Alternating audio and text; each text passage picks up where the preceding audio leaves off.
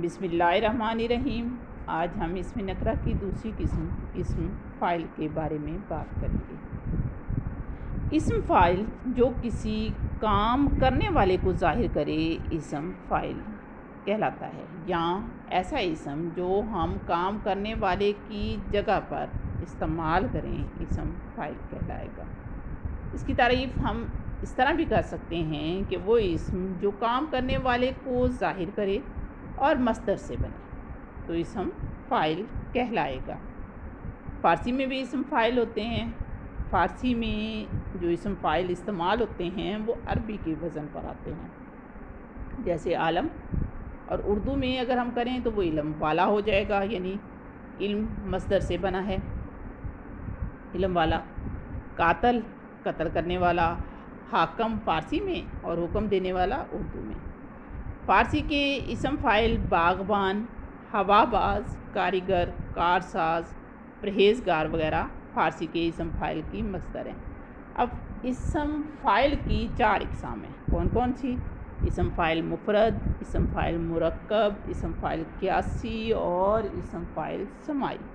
ان کی تفصیل دیکھ لیتے ہیں۔ اسم فاعل مفرد، مفرد کہتے ہیں اکیلے کو، لفظ واحد کو۔ وہ اسم فاعل مفرد وہ اسم ہوتا ہے جو لفظ واحد کی صورت میں ہو، یعنی اس کے معنی چاہے ایک سے زیادہ لفظوں پر مشتمل ہوں، لیکن فاعل کی صورت میں یہ اکیلا لفظ استعمال ہو، جیسے ڈاکو ڈاکہ ڈالنے والا، ظالم ظلم کرنے والا، چور چوری کرنے والا، صابر صبر کرنے والا، رازق رزق دینے والا۔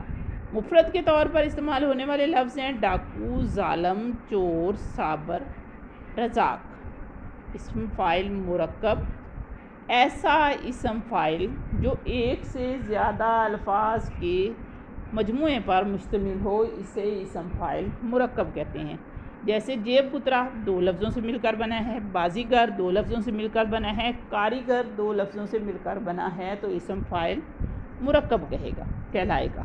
اسم فاعل قیاسی، جو قیاس سے یعنی قاعدے سے بنے، ایسا اسم جو مصدر سے مقررہ قاعدوں کے مطابق بنایا جائے، اسم فاعل قیاسی کہلائے گا، جیسے کھانا سے کھانے والا، سونا سے سونے والا، آنا سے آنے والا اور دوڑنا سے دوڑنے والا۔ مقررہ قاعدوں اور اصولوں کے مطابق بنایا جانے والا فاعل اسم فاعل قیاسی کہلائے گا۔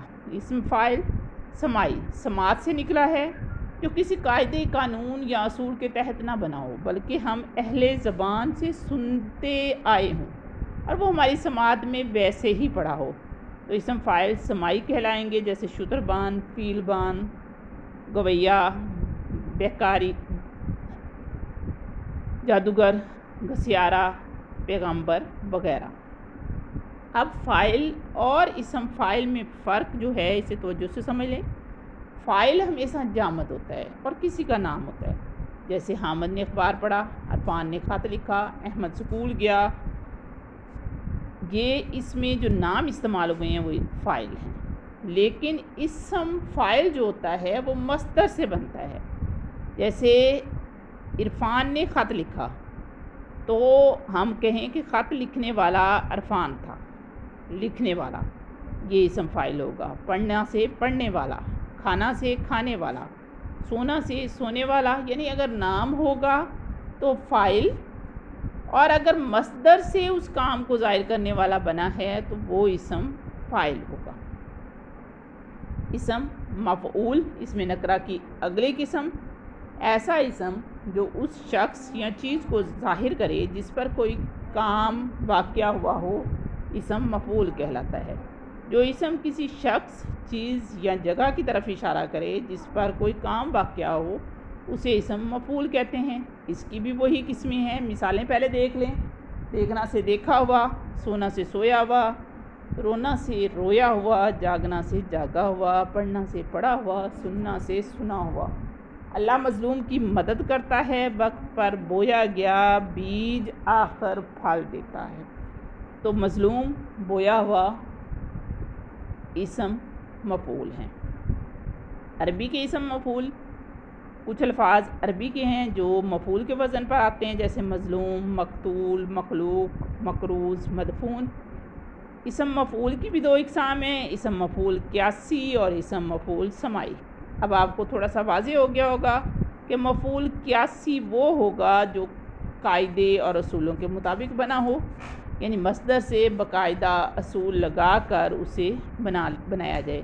اسم مفعول قیاسی بنانے کے لیے عام طور پر ہم ہوا کا لفظ استعمال کرتے ہیں، جیسے کھانا سے کھایا ہوا، سونا سے سویا ہوا، جاگنا سے جاگا ہوا، رکھنا سے رکھا ہوا۔ اسم مفعول سماعی جو اہل زبان سے سنتے ہیں اسے اسم مفعول سماعی کہتے ہیں، جیسے سنا ہوا، ایسا اسم جو اہل زبان بولتے آئے ہیں اور وہ سن کر ہم بھی ویسے ہی استعمال کرنا شروع کر دیں، جیسے دل جلا، دم کٹا، بے حیاتہ، مظلوم، اگر فارسی میں دیکھیں تو دیدہ، شنیدہ، آموختہ، اور اگر عربی وزن پر دیکھیں تو مقتول، مظلوم، مکتوب، محکوم، مخلوق۔